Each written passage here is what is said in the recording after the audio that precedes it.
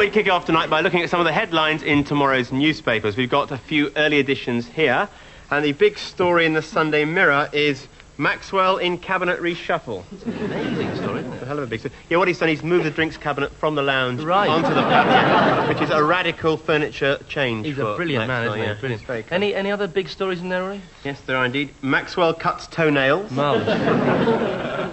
Dog barks at Captain Bob. Sir Robert puts up shelves all by himself. He's had a very, very busy week, hasn't he? Yeah. Fantastic. What about the Sunday Express, Jim? Well, they've got a shocker here on the front page. It's a Chaplin Pincher exclusive, and it reads, Khrushchev may have been working for the Russians. Bit of inside info there from Chaplin. That's the cat among the pigeons and Absolutely, yeah. But I think the perfect headline this Sunday is from The People, and it reads, Royal Corgi gives Dirty Den AIDS scare. It's got everything, hasn't it, really?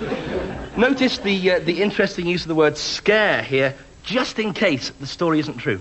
Interesting enough, the Sunday Sport is widening its appeal. Apparently, the photos of naked women are now going to have little news stories printed on various parts of the anatomy.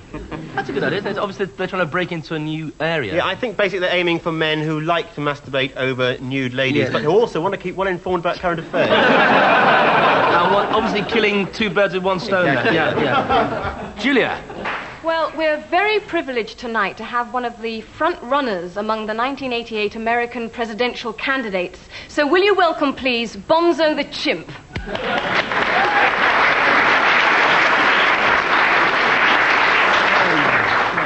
Now, Bonzo has come along here with his press agent, Mr. Jed Grogan. Now, Jed, if I could come to you first. Right. I understand that Bonzo already has a lot of support in the Reagan camp. Oh, yeah, we think Mr. Reagan's supporters see in Bonzo the same integrity, the same intelligence, and the same sense of humor they love in their president. So is Bonzo just another Reagan? Oh, no, not at all. I mean, he can ride a unicycle, which President Reagan can't.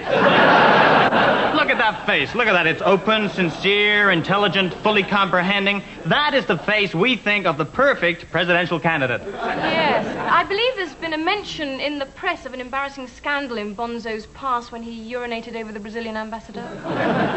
No, you're thinking of Gerald Ford, actually. No, Bonzo is Mr. Clean. There's been no tax evasion, no drugs, no women in his past. Yeah, granted, but then Bonzo is a chimpanzee.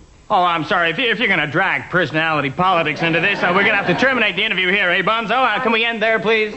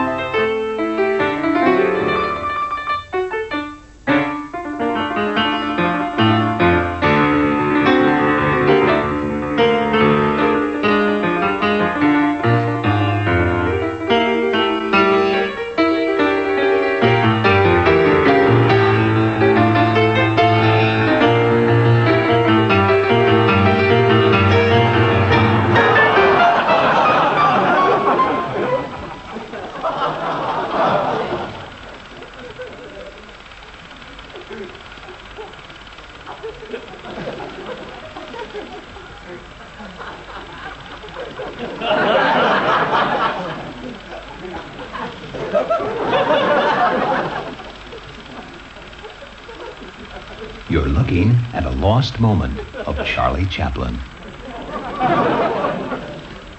Just one of many recently discovered outtakes, movie gems which go to make the undiscovered Chaplin.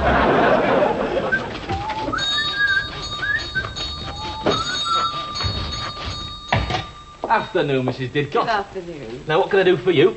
Well, I think I'd like some nice rabbit. Well, you're in luck. We got a lovely rabbit. Came in fresh this morning. Ah. Here we are. Right. What are you doing? I'm going to kill the rabbit. Well, but do you have to? Oh, I see. You want to kill it at home? Fair enough, a rabbit. No. I don't want to kill it at home. No. You want it for a pet? No, I want it for a stew. I see. Well, you have to kill it first, otherwise it'll eat all the vegetables. Well, it's got to be killed sometime, Mrs. Didcot. Yes, but, I mean, do you have to do it in front of my eyes? I mean, good God, man, it's obscene. Oh, I see. Posh lady from the big house doesn't want to see the common man doing her killing for her. I see. That's not for rich folk, is it, eh? The killing, the splintering of the bone, the spraying of the blood, the death cries. Aye, that's what it's like. But your kind don't give a damn, do you, eh? It's like the First World War all over again. I thought they did it in the abattoir. That's right. Let the boys from the abattoir do it. Those that haven't been driven half mad by the endless carnage day after day. Look, I know it's a messy job. Oh, but I don't... do you? You know what it's like, do you? I've written a poem about what it's like. Do you want to hear my poem? Actually, I'm a little rushed for time. I said, do you want to hear my poem? Yes, I'd love to hear your poem. What passing bells for those that die as poultry? Only the monstrous anger of the cleaver. That's called Anthem for a Doomed Rabbit, is that? Yes, it's very, very moving. Now, perhaps I could send Mrs. Sims round to collect it later, so how much do I owe you? £2.43 is the cost of the rabbit. £2. Of course. You can't measure the human cost. The pain. The black deadness in a man's soul. Right. £10 towards the black deadness. £10 for a dead soul? All right. 20. 30. I'll have it collected later. Goodbye. Here, Ted. Right? I got 30 quid from Mr. Didcot for this rabbit. You aim as well done, lad. Mr.